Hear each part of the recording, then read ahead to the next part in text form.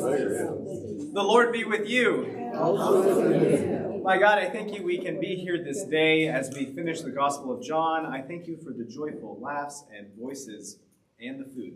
Amen. Amen. Thank you for bringing food.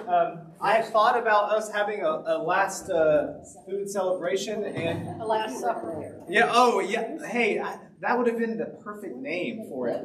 If we ever do one of the other Gospels, we need to have a Last Supper whenever we finish it. We have a few different handouts. First one, everyone gets their certificate of completion for the Gospel of John. So I'm going to pass some around from both sides. And then we have two other handouts. So this one is today's handout with the chapters we're looking at today. And then I also compiled together all of the different series of sevens throughout John. So each week we would collect a couple of them. And so I put all of them in order. So there is like 7 acts, 7 miracles, 7 I am the, like bread of life, and then the I am he statements from Jesus. So that is also handouts that will be coming around as well. We can take turns with those. I'm going to bounce my head back and forth because my computers decided they don't want to use our PowerPoint, but I have lots of notes in my PowerPoint slides, so I'm going to be looking at notes and trying to remember to click. First off, before we begin, this is our last week meeting for a while, in case you didn't see the email from last night, because we will be hopefully having a baby soon. And so I promise I will send a picture of Iris once she is here, which could be any time now. So thank you for everyone's prayers and those who have checked in.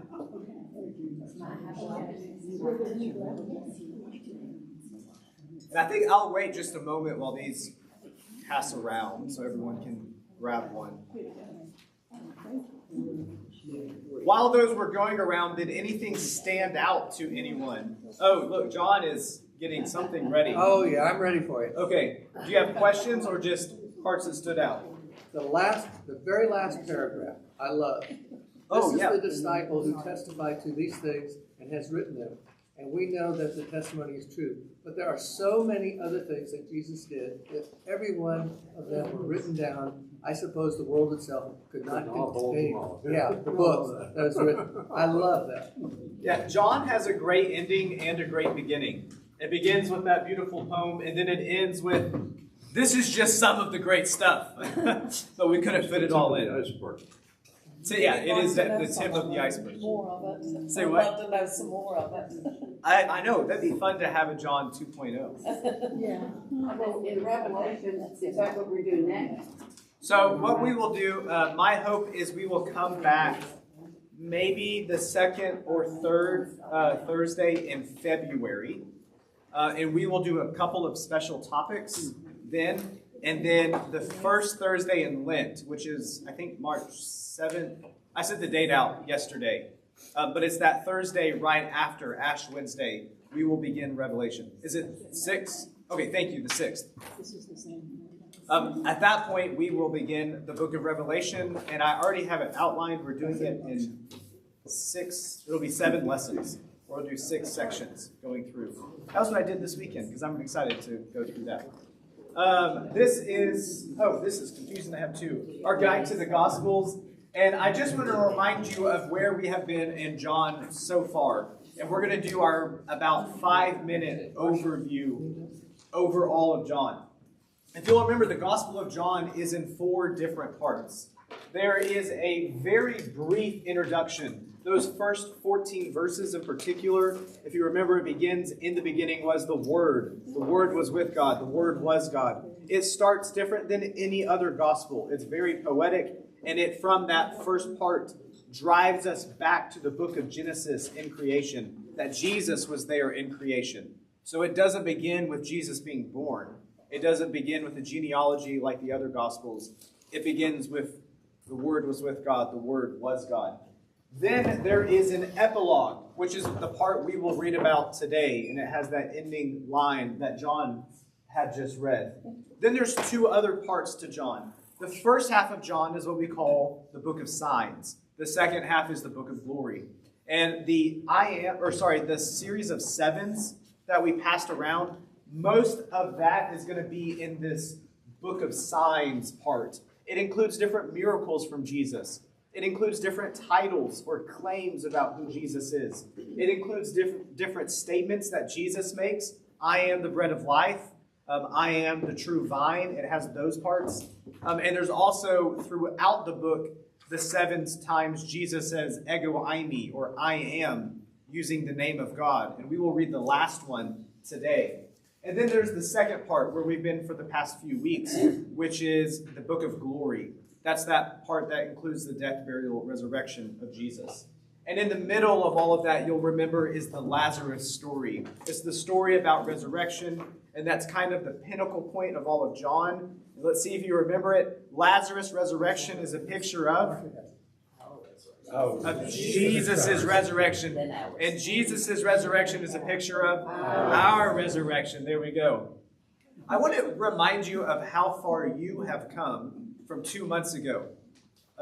This is going to confuse me. If you see me click here, tell me to click the other one. We started with, what book are we actually studying? If you'll remember, there's the Gospel of John, but there's also 1st, 2nd, and 3rd John, and then there's the Revelation to John. And so we started with, which book are we actually even reading? And we've come a pretty far way since then. We began our first lesson in chapter 1, talking about the Word of God. Chapter 2 is going to kind of introduce us to Jesus with the wedding at Cana. And you'll remember it was the wedding at Cana, this display of who Jesus is. We're seeing the first miracle he makes. And Jesus knows who you are. He knows the insides of people's hearts. He knows those who follow him for cool tricks and cool miracles versus those who want to actually join into that mission, that kingdom that Jesus is building and is making here on earth. We moved into chapter 3. It begins with that story with Nicodemus and that very famous line, you must be born again or born from above. And then we also looked the second part of John chapter 3 with John the Baptist and that famous line, he must increase, I must decrease. We moved on to chapter 4. We talked about the woman at the well. Chapter 5 was that healing pool. If you'll remember, there was the crippled man, and Jesus heals him when no one else would. He had spent his whole life being paralyzed. We got into chapter 6, which our church spends a lot of time every year preaching through chapter 6 of John, and that's the feeding of the 5,000, and where Jesus says, I am the bread of life. It was one of the first I am statements that we see. We moved on to chapter 7, and that's where we're going to see that promise of living water that Jesus makes when he kind of declares it to all of the people. This is around that Feast of the Tabernacles, and they have the water festival, remember, but they also have all of the lights, and Jesus also says he's the light of the world. John 8 is also where we see the woman caught in adultery. John chapter 9, this sounds like a repeat, but now Jesus heals a man born blind instead of paralyzed, but everything else is pretty much the same with people freaking out and getting investigated. And then we got to John 10, Jesus is the good shepherd. John 11, the raising of Lazarus, and that was the day we talked a lot about resurrection, and I hope we will continue to do that more today when we look at Jesus' resurrection. Chapter 12 was the triumphal entry, or Palm Sunday. Chapter 13 is when Jesus washes the disciples' feast, and that's also the Last Supper that they're going to have together. And so you'll remember that new commandment of love. But instead of loving your neighbor as yourself, Jesus says, love each other as I have loved you. It's the parting words he gives to the disciples. John chapter 14 is when Jesus gives that promise that the Spirit will come to everyone else. He says, I have to leave, but I'll send the Spirit to you, and that will be better for you.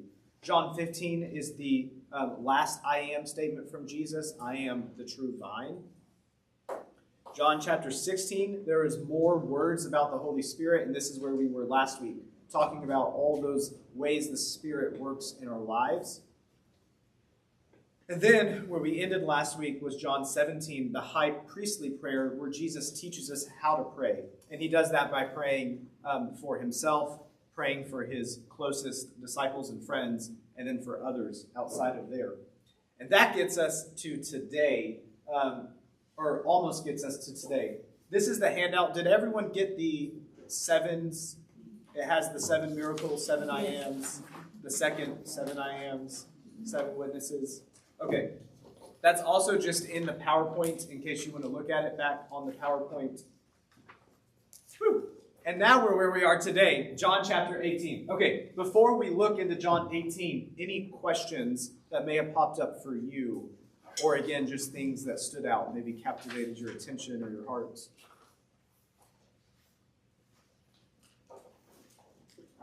Something I thought of when I was reading it, it's kind of beside the point, but that Jesus' body was taken and put in the tomb, and was that the normal practice? Did they have, in other circumstances, an actual funeral service, maybe?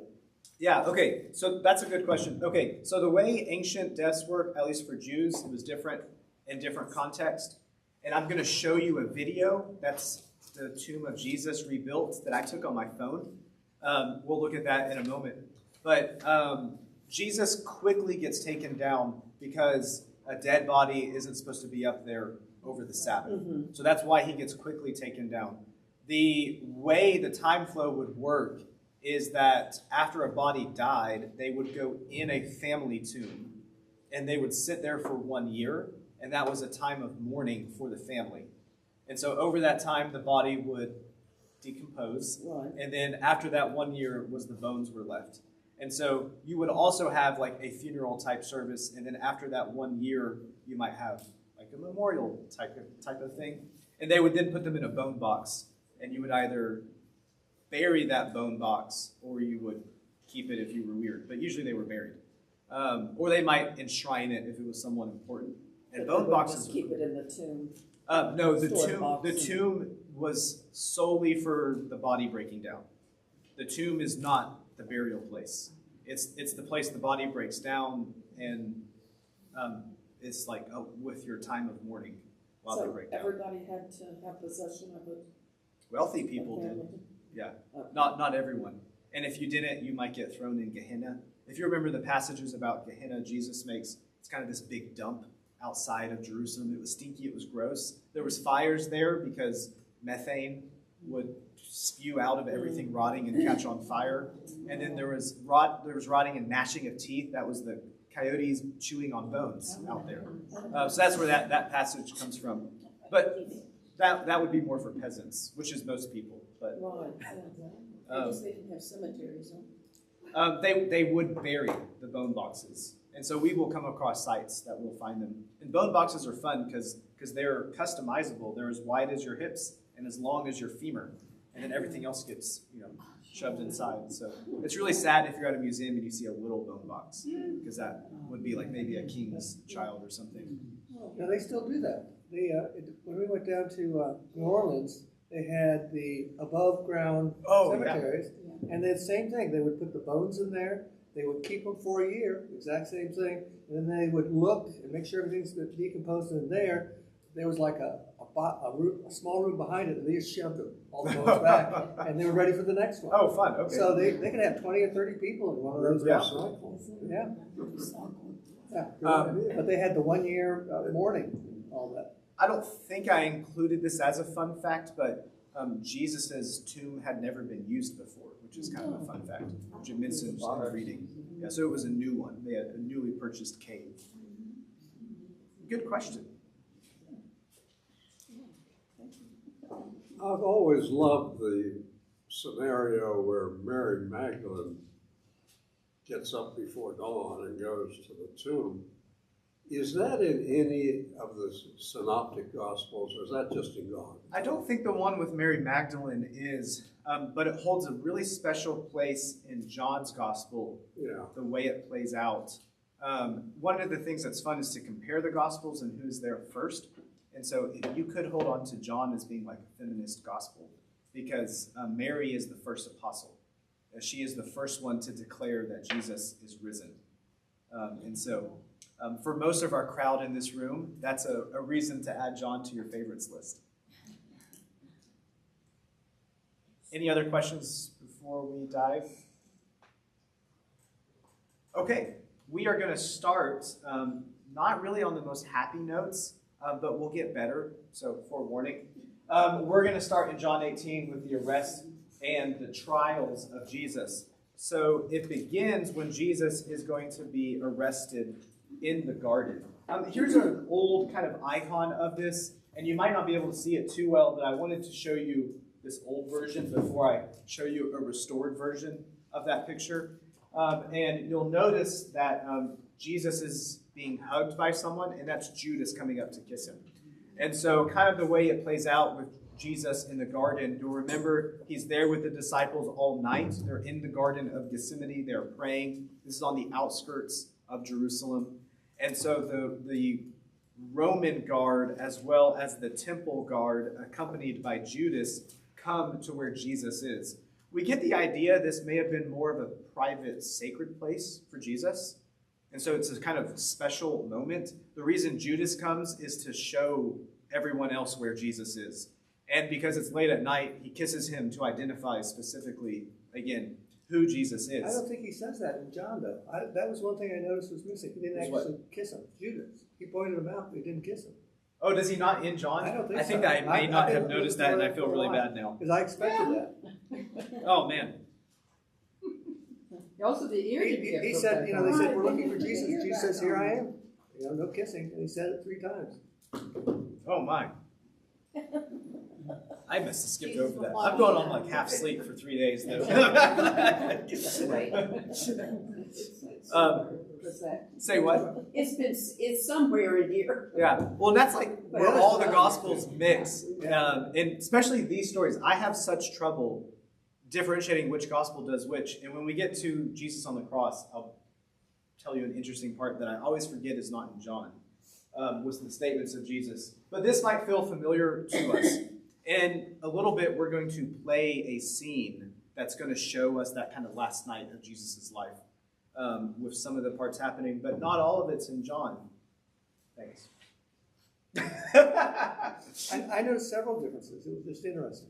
I wanted to show you this piece of art because I thought it represented what John displays throughout its gospel. If you'll remember, one of the themes we discussed is throughout John is that difference in light and dark.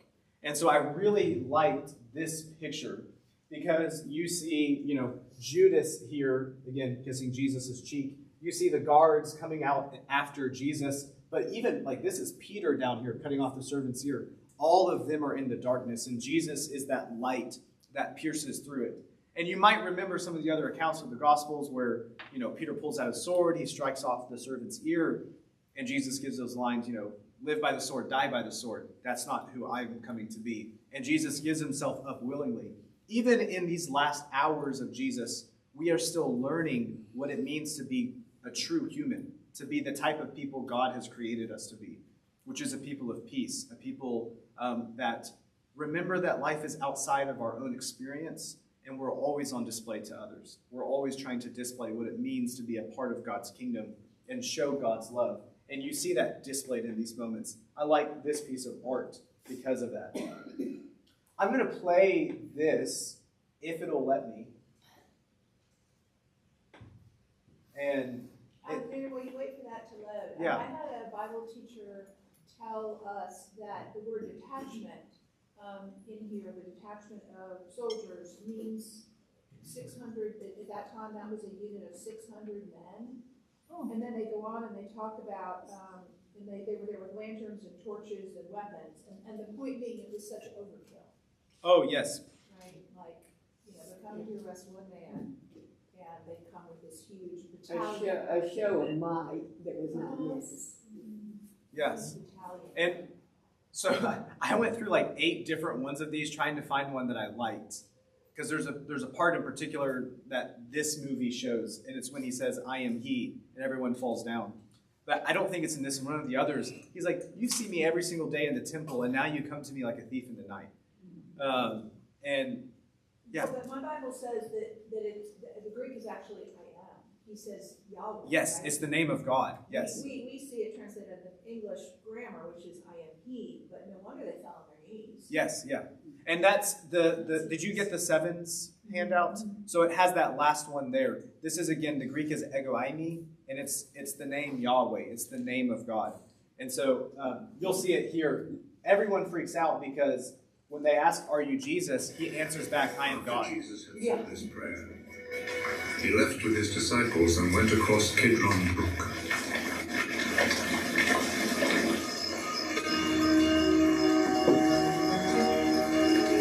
There was a garden in that place, and Jesus and his disciples went in.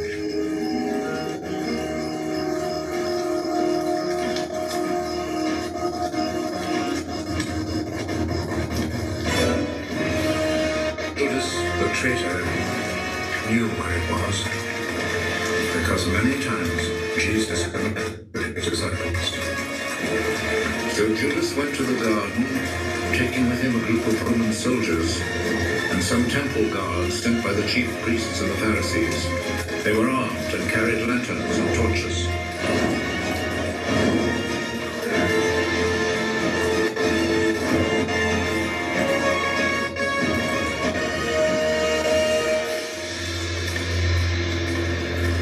Jesus knew everything that was going to happen to him, so he stepped forward and asked them, "Who is it you are looking for?"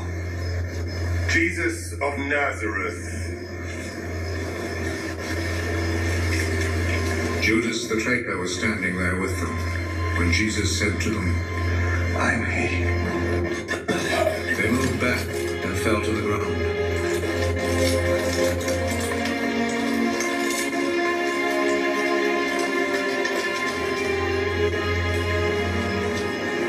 Again, Jesus asked them, "Who is it you are looking for?"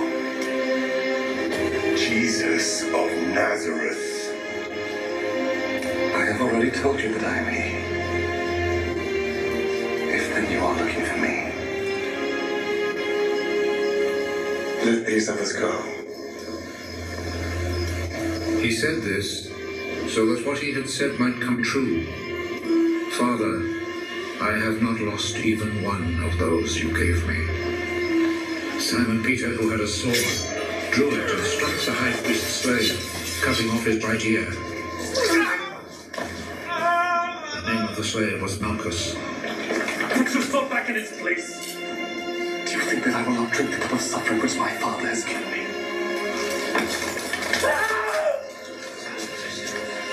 Then the Roman soldiers, with their commanding officer and the Jewish guards, arrested Jesus, tied him up,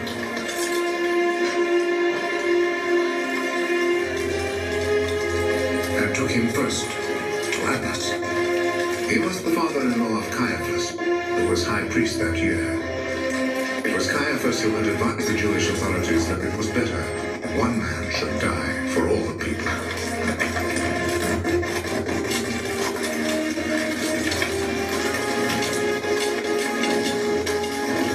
Simon Peter and another disciple followed Jesus. That other disciple was well known to the high priest, so he went with Jesus into the courtyard of the high priest's house, while Peter stayed outside by the gate.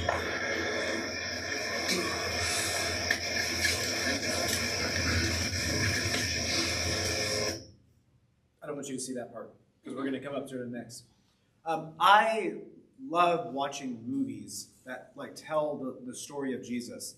Why I really like this one in particular, because it emphasizes two things that stand out for me and John. One of them is when he answers, I am he. Again, it's the Greek ego eimi. You'll see it as the fun fact on the back of today's handout.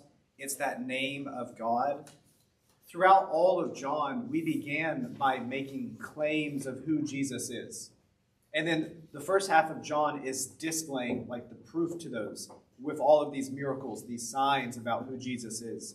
Those things get proven in the resurrection. The one question people have is, did others know who Jesus was claiming to be? And the reason this is snuck in here at the end of John, it's to say, yeah, everyone knew who Jesus was claiming to be. everyone knew Jesus was claiming to be God, and that is why he was killed. It's because he has made this claim. And you see that kind of confirmed when everyone falls. It's a small detail, but it really should kind of slap you in the face when you read it. The other reason I really liked this version, compared to some other movies, Jesus is in full control. You'll notice it when this one started. The Roman soldiers come marching in. It's chaotic. The disciples are scared. Jesus answers with confidence because he knew it was going to happen, and he knew it had to happen, and Jesus let it happen. And so we're not seeing a defeated Jesus in his arrest and his death. We're actually seeing a victorious Jesus. And the way kind of John plays it out, it's like his own enthronement as king. This is kind of what is supposed to happen. It's the best thing that could. Does that make sense? Okay. When does Judas betray him? Well, we see the first part is at the Last Supper. If you remember, he sneaks out of the room, and that's kind of the moment it is sealed. He doesn't really believe in it? Oh, did you say why or when? Yeah, why does Judas? Oh, that's a great philosophical question. Some of the Gospels will say because like a demon came into him or something like that. Some Bible theologians and church fathers throughout time will agonize over Judas's fate if he was born to condemn Jesus, like that was why he was created. And he becomes an argument over free will oftentimes. But some of the answers go back to Judas had this idea of who a Messiah was going to be. And it became clear Jesus wasn't that. And so, Judas wanted Jesus for his own gain and power. And that's not who Jesus invited to join into the kingdom. Jesus said, if you're going to join me, you're also going to die with me. And so he didn't want that. Does that make sense? But also 30 pieces of silver. And 30 pieces of silver is the price of a slave.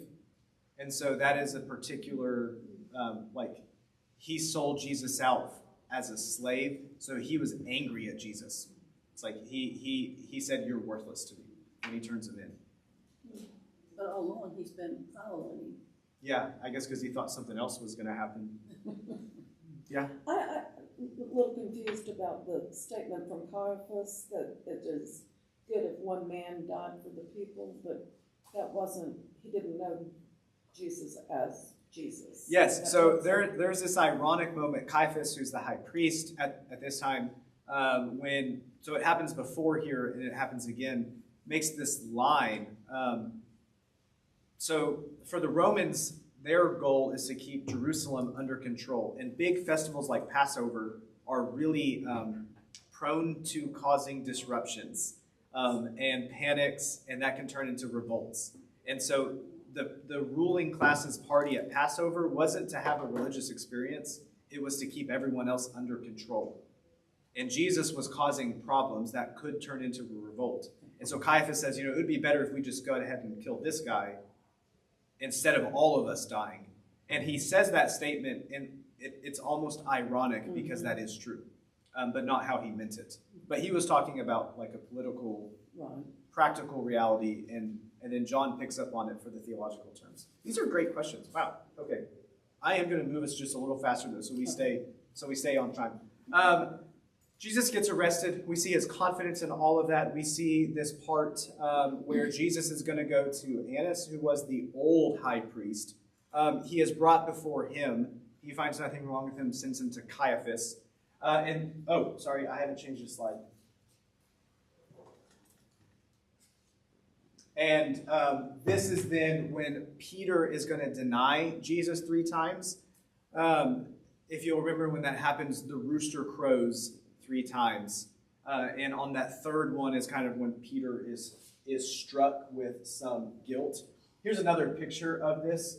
He also sometimes denies him when he's talking with other peoples. Some of the Gospels have different details about exactly how the denial happens or how many times the rooster crows. Does it crow 1 and then he denies him and then a second and he denies him and a third? Or is it 3 times in a row after he has done it? But the point is the rooster crows 3 times. Peter denies him 3 times. And then he remembers those words that Jesus has said to him. And he is struck with guilt. All of the disciples deny Jesus except John. John is the only disciple who accompanies Jesus the whole time. And we're going to see why that becomes important later at the cross.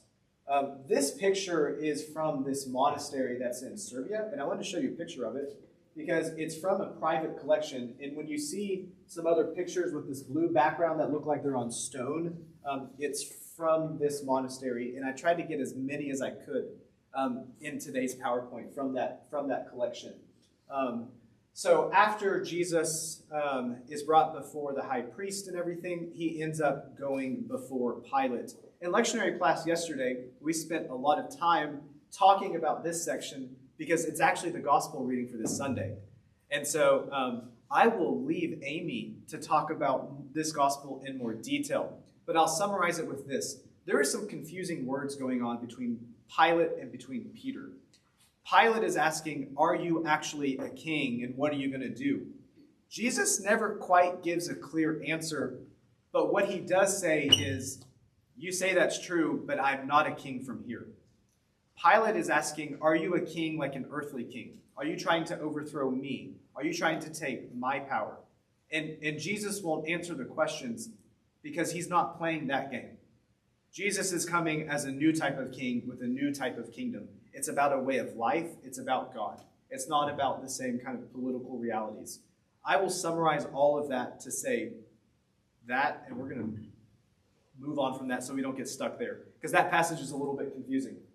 From that, Pilate says, look, there is nothing wrong with this guy. He's not trying to overthrow anyone. There's no reason for him to actually be killed. And so they end up trying to do other things except kill him because Pilate doesn't want to be guilty. And so we'll see that in just a moment. Oh, here's an icon of, sorry, I'm getting off with my trying to do two computers at once. Here is an icon of Jesus being king. The reason that we're going to read this passage on Sunday is because it's Christ the King Sunday this Sunday. So that's kind of exciting. That's going to move on into chapter 19 when we're going to move toward the crucifixion. Trying to get out of feeling guilty, Pilate does not want to punish Jesus to death. So he tries to punish him by humiliation and by beating. And so that's what we're going to see in this first part. He is going to be mocked and he's going to be sentenced. The way that plays out, the people are going to mock him. The people are going to beat him. He ends up getting whipped a lot of times. And just, I'm not going to go in too much detail. Have you seen Passion of the Christ before? Has anyone seen that movie? Okay, that movie is like very grotesque and very violent, but it is accurate to kind of how this would have been. The whips that they used are not just like a string. They were very long, heavy ropes, and they had shards of glass or rock or metal embedded on the end of it. And so when you were whipped, it would rip out chunks from you, and like bones would be exposed. You could die from whipping. And Jesus gets whipped -1 extra that would kill you. And so there's a very grotesque humiliation that's happening. On top of that, they put a crown of thorns to mock him as being a king. And I put a picture of the thorns because it's not like a little thorn bush. They were big thorns that could be up to 6 inches long, and that would be pressed into the skull. And so we're adding more humiliation, more pain onto it. And they clothe him in purple. Who knows the significance of purple? King. King. It's the royalty. And so this is an expensive garment to make a point. They were really they were humiliating Jesus to the lowest that they could. And they were wasting no expense to do so. Who were there? The crowds. This is the Jews that are doing this. And this is the same crowd that 1 week ago said, Hosanna in the highest, blessed is he who comes in the name of the Lord. Which is why when we have Palm Sunday, it's actually a sad day because we declare Jesus as king, but we are also those crowds that declare Jesus as king, but we are also Peter who denies him. And we're also this crowd that often It's been pretty organized to have that material and the thorns and... Yeah, I do wonder where this purple came from. We're not given that in the text. So you're saying people that were welcoming him Yes. on Palm Sunday are the same people that wanted him crucified. Yes, What changed? because he didn't come and overthrow the Romans that week. Hmm. And is kind of the clear, like the easiest part we get. You know, they had welcomed others. If you remember, we talked about Maccabees on that week. They had welcomed others before to get rid of the Romans, to restore their power, their kingship, and that's not what he did. We also get the idea that some of the Jewish leadership may have planted others to make rumors about him, and such as too. But also, this is when he makes very clear declarations to being God that week. And so that kind of tips it a little bit too far for everyone else. That happens, and then we're going to get to the actual crucifixion and the death of Jesus. I'm going to try to quickly go through some of the big events that kind of happen here. I wanted to show you an icon. This is Jesus being crucified. We think he's kind of left all alone, but I like this one because it's like God didn't leave him, even though we do get that line about him being forsaken. And you see everyone looking up to him. It's a sad scene. It's a very sad scene. There's a few different events that happen, and I just stuck it all on this slide. So the first part is Jesus has to carry his own cross. If you'll remember, it's a bit too much for him to carry that cross. And so they have someone else help him whose name I can't remember. Simon of Syria, isn't it? What is it? Simon of Syria? Of Cyrene. Yes, yeah, thank you. Who's just some random guy that they make carry the cross. And just, again, so you know, like we're adding on to humiliation, they had to drag it through all of the city of Jerusalem. It would be it wasn't like a 5-minute walk. It was a long time. This is after they had been beaten. This is after they had been, shoved with the thorns. This is humiliating, and this is bad. And so he is too weak to carry the cross, which was not just a little 2x4 either. Think of like a railroad tile. I mean, it's a pretty big, heavy piece of wood. While he's there, they make the sign, here is the King of the Jews. They put it in Latin, in Hebrew, and in Greek, because in here, those are the languages that most people would know. And so it's, again, this declaration about who he is.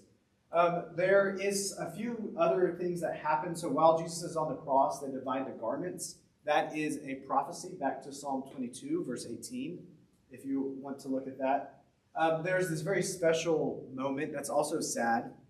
And if you'll remember, who was the only disciple that did not leave? John. And so Jesus looks to Mary, his mom, says, here's your son, while looking at John. And then to John, he says, and here's your mother. Jesus is giving away that protection of his mom, because remember, Joseph is dead, over to John, because he's the only one that didn't leave him. And so this is the moment he's asking John to take care of his mom. I love this moment. Amongst all of this that is happening, Jesus is still just a guy, and his mom's having to watch him die, and he still cares for her in that. It's a special moment. I don't know why I'm getting emotional. He gets to this part, he says, I am thirsty. That's a reference back to Psalm 69.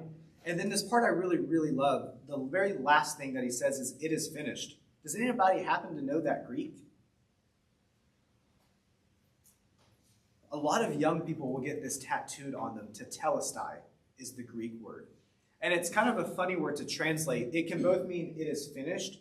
It can mean, which is like a battle word. Like if you've won a battle, you'd be like, it's finished, tetelestai. It could be an accounting term as well, paid in full, something like that. Have you heard that before? Paid in full, it is finished, it has been completed, something like that. And so it's a very strange statement. This is a victorious statement. It's an accomplishment statement. It's not what you expect when someone dies. This is not like, I'm giving up, it is finished. This is an I have won, it is finished.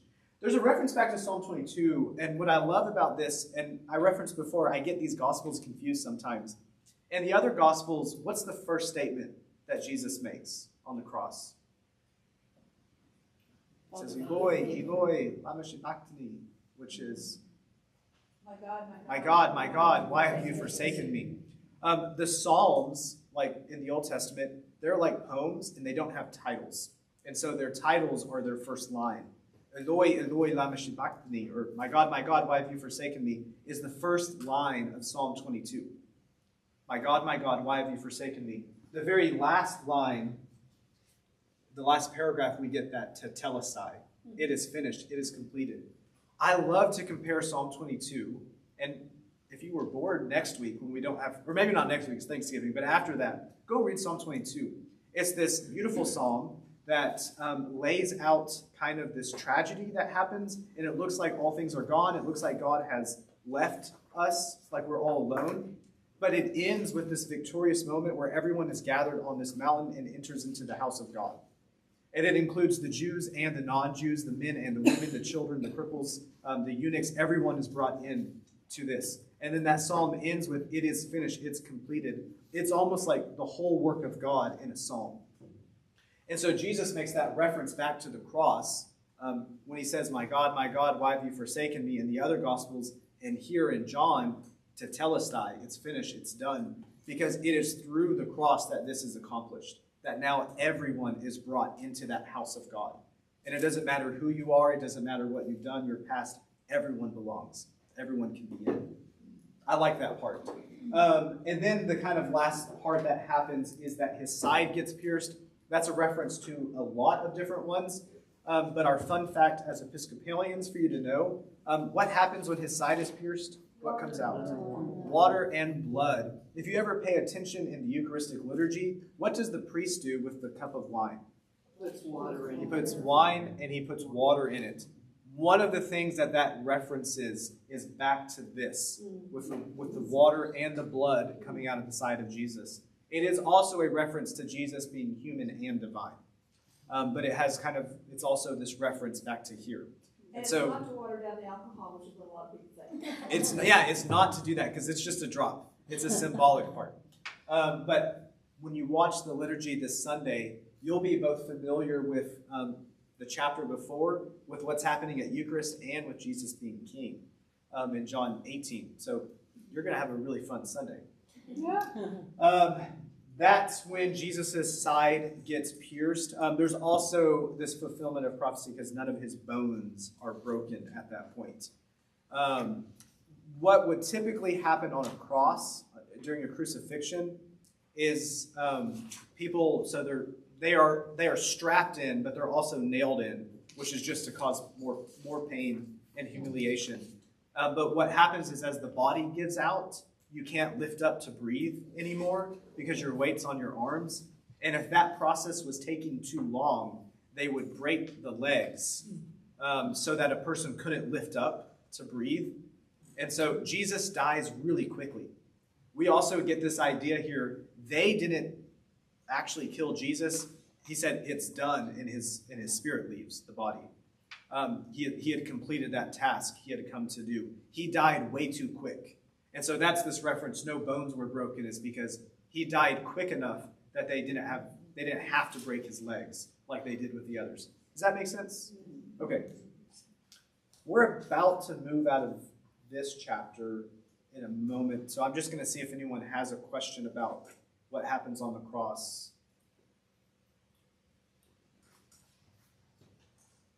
Oh, great. Okay. I thought we were going to get hit with the, what about the other guy, and today you'll be with me in paradise. Okay. Here's a picture of the burial of Jesus. I wanted to just show you this full picture because I like this. This is from another church. You can see the kind of the stone in the back. But at the burial of Jesus, he goes to the tomb of Joseph of Arimathea. And that is where that's where the body is prepared. It sits there for a year. I'm going to show you a picture of what that might have looked like in just a moment. And this is also special because Nicodemus makes a reappearance. So that John 3, this is one of the first conversations Jesus has with someone who's not a direct disciple. And the question is, well, how do others respond? Well, Nicodemus followed Jesus enough that he's part of the one giving away the tomb for Jesus to go in. I think that's a cool fact. There's this place outside of here, and you can always feel bad for Rachel because on our honeymoon, she let me go here. And it's this strange, like, Pentecostal pilgrimage site. And we were driving through the mountains, and I just saw it. We just passed a gate, and I was like, what's that? Can we turn around and look? And we spent the whole day here. And it's funny, now that I have met people that grew up Pentecostal, they're like, oh man, that was like my senior year of high school. That's the trip our church made and stuff like that. But it has all these really cool things. Their claim to fame is they have the world's largest 10 Commandments right here. This is a painting of it. And they used to fly around this plane and pass out pamphlets and like tracts to people. And you might not see it, but right here is this mock-up of what the tomb looked like. And so I got a video of it to show you. And so this is a recreation of what we think the tomb of Jesus was. And so here's that big rock that goes. This is maybe what it looked. That bench wouldn't have been there. That's for people to sit in. But it would be caged in, where they would put the bodies on the side. So that's where the bodies would rest. And so it's a big family tomb. It would be locked, so people couldn't go in. It also has that big stone, which keeps animals out and things like that. And where is this? It is like this random place on the border of, I think, Georgia and Tennessee. It's called Fields of the Wood.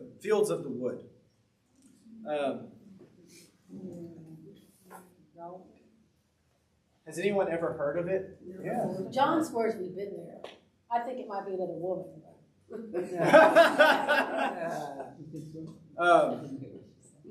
She said he thinks it might have been another woman that went there. Before me. But that's the tomb. Jesus doesn't stay in that tomb, though, because resurrection. We spent a few weeks ago talking in depth about the resurrection, why resurrection is important. So I'll only ask it one more time. What does Jesus' resurrection picture? Our resurrection. So that resurrection is special because in Jesus' resurrection, everyone else is pulled up into new life. And here's the thing about resurrection. It already happened. And so that new life that Jesus pulls us up into, it's a life we begin to experience now. That's kind of the point of this gospel. I have a new life. I have a new way of living, and you can join it. You can be a part of that. Here's this nice little picture of the empty tomb. And here is where we're going to see what happens when people find him, and that is with Mary Magdalene. I really, really, really love this passage.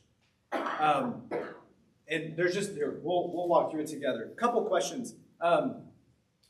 Where does Mary meet Jesus? Outside the tomb, and where are they? In the garden? Yeah, it's a place that's like a garden. And who does she think Jesus is? A gardener. Yeah, okay. If there was any confusion about where we were, we even add in, and she thought he was a gardener, just to really clarify it. Does garden and gardener make you think of anything? Adam and Eve. It's pulling us back to Adam and Eve in the Garden of Eden.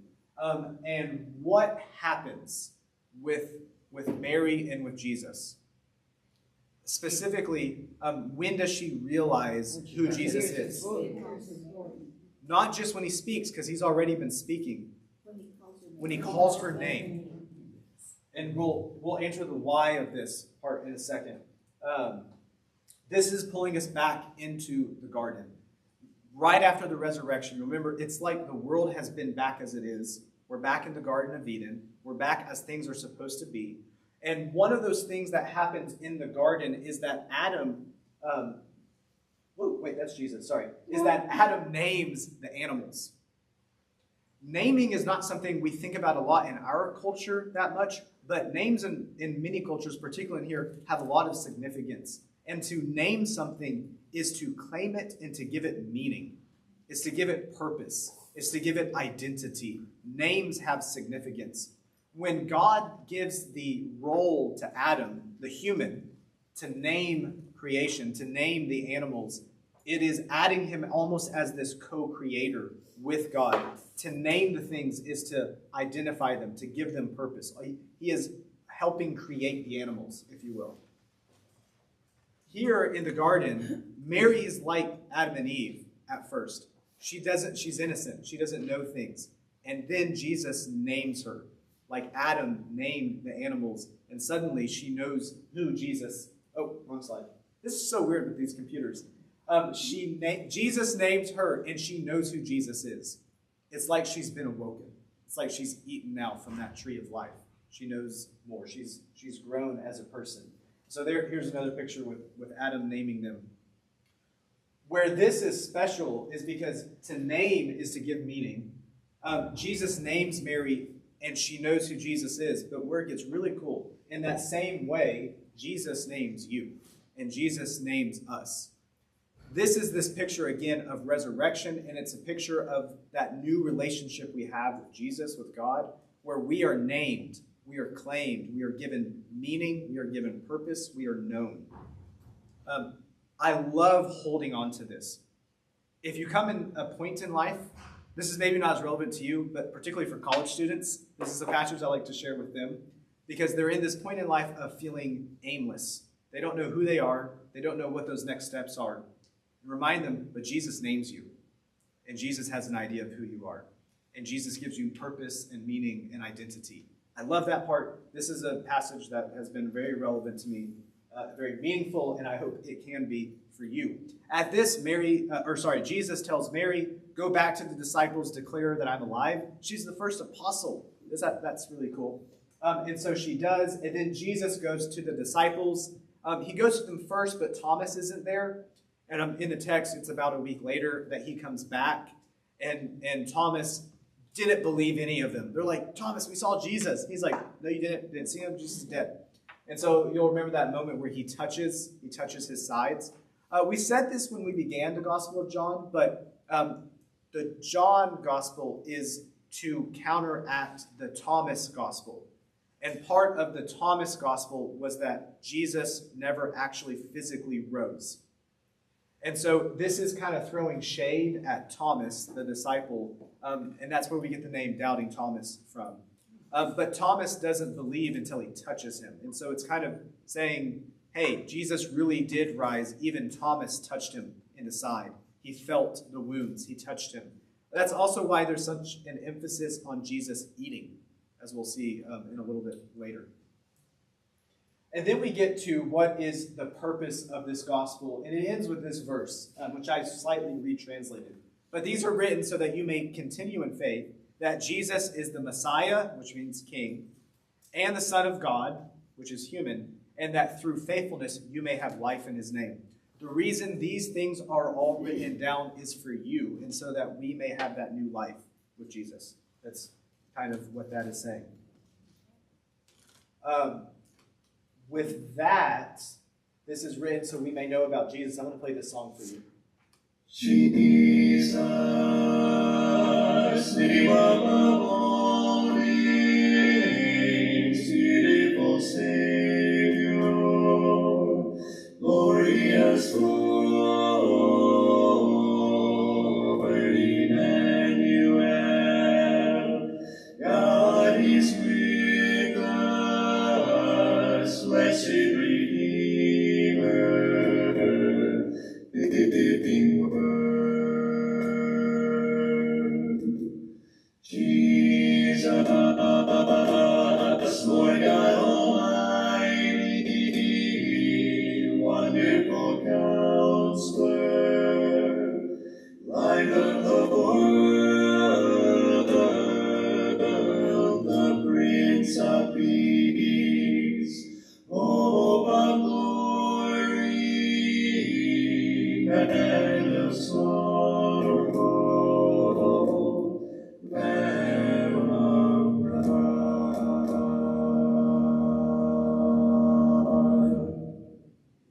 These things were written so you may know that Jesus is the Messiah, the Son of God, and have life in his name. I love that part. That's pretty much John. And then there's this added epilogue in chapter 21. It's kind of the after resurrection. It also includes the scenes with the feed my sheep, which for me is kind of the story that stands out in this chapter. So Jesus appears by the Sea of Galilee. He's there with the disciples. I put a fun fact in the back of your notes. They catch 153 fish, and people have tried to figure out why. And I put one thought of why, which is maybe that was all of the species of fish or something in the world. And so it's this reclaiming of creation. No one really knows. It's just a note. That might just be another one of those little facts stuffed in to say this is a true account. Look, we have a specific amount of fish. Yeah. They think the epilogue was written by the same John? Some people think this is an added part to John, but John also, like, we think, kind of came about in phases as well. But this might have been one of those things that's added. He appears to them by the sea. They catch a very specific number of fish, and then they have a meal together. Remember, there's this emphasis. He actually rose. Look, he's actually eating food. He wasn't just a vision that they had or a ghost walking around. It was a physical resurrection. And we're going to see the restoration of Peter. Sometimes you might see icons of Peter with sheep. Here's one that he has 3 sheep, and it's this reference back to this part. There's also Jesus giving over the mantle to Peter. And so you might see some icons like that. That's, again, a reference back to this story here of John 21. But I just wanted to put a little bit of the dialogue. This is how we tend to think it goes and how it sounds in English. Do you love me? Yes, I love you. Feed my sheep. Do you love me? Yes, I love you. Feed my sheep. Do you love me? Yes, I love you. Feed my sheep. But that's not actually what happens in this. There is 3 feed my sheep type things and 3 do you love me type things. And it's a full restoration of Peter from the 3 denyings of Jesus. He denied him 3 times. Now he gets 3 restores. Okay? But there's more to it than that. The first part, Jesus doesn't actually say, feed my sheep every time. He says, do you love me? Yes, I love you. Feed my lambs, which is like the baby sheep. Do you love me? Yes, I love you. Feed my sheep. Do you love me? Yes, I love you. Tend my sheep. So feed the babies, feed everyone, and take care of them after that too. Again, he's passing that mantle over Peter to take care of everyone once Jesus is gone. But there's even more to it than that. And so we're going to throw some Greek words in there. Jesus, this is actually how it is in Greek. Do you agape me? Do you have that deep selfless love? Peter answers, I phileo you. Feed my lambs. Jesus asks again, do you agape me? Yes, I brotherly love you. I phileo you. Tend my sheep. And then, if you'll know that note where Peter gets sad, then Jesus asks, do you phileo me? It's almost like this. Do you agape me? I phileo you. Do you agape me? I phileo you. Do you even phileo me? And that's the part that says Peter gets sad because he asked again, do you love me? And it's again, do you phileo me? He says, yes, I phileo you. Feed my sheep. I really like looking at that Greek, and to me it brings this part into more life. We see here Peter being restored. He gets 3 chances of restoration. He gets a full recommitment back to Jesus, despite his mistakes. We get that same chance. Jesus doesn't give up on us just because we make a mistake. He gives us a chance to come back. But there's also this deeper part kind of happening with the Greek, and I think it's really worth pointing out there. There's an agape, there's a phileo, and Jesus is saying, any chance you have, we're asking that.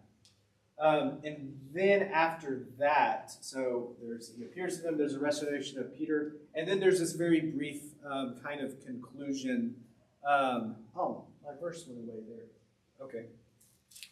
Where the beloved disciple is given this chance again. That is John. There's some strange dialogue about Peter's like, well, is he the one that's going to betray you? Looking at John. And Jesus is like, well, that's not up to you. You don't need to know. What if John's back until I return? And that kind of goes back to the early church thought Jesus would come back in their lifetime. And the Gospel of John's written and John's dying, like he's dead. And they're like, wait, I thought Jesus was still going to be alive. And so that's kind of why that note is there. It's kind of this addition added to the end of John. And then we get that very beautiful line that John read, and I'll reread it. This is the disciple who is testifying to these things and has written them, and we know that his testimony is true. But there are also many other things that Jesus did. If every one of them were written down, I suppose that the world itself could not contain the books that would be written. That's kind of a second conclusion, but we'll go back to that first one. That these things are written so that you may continue in faith that Jesus is the Messiah and the Son of God, and that you may have life in his name. These things are written for you so that you can have new life. I was going to play Oh, I just realized that you guys can't see my slides. I was just changing all these pictures here. I'm sorry. I'm ready to have maternity leave, I think. This TV is being a little silly, and so I'm not actually going to play this Bible Project video because it's a little choppy and it's not going to sound okay. But I did send them out to everyone last night. And we'll just say we're looking at this last part. They cover everything that we covered today. And with that, the Lord be with you. Also with you. My God, we thank you that we have been able to journey through the Gospel of John. May you be with us in these weeks to come. We thank you for Thanksgiving. We thank you for resurrection and for new life. Amen. Amen. Thank you, Alexander. Sorry for our slide stuff.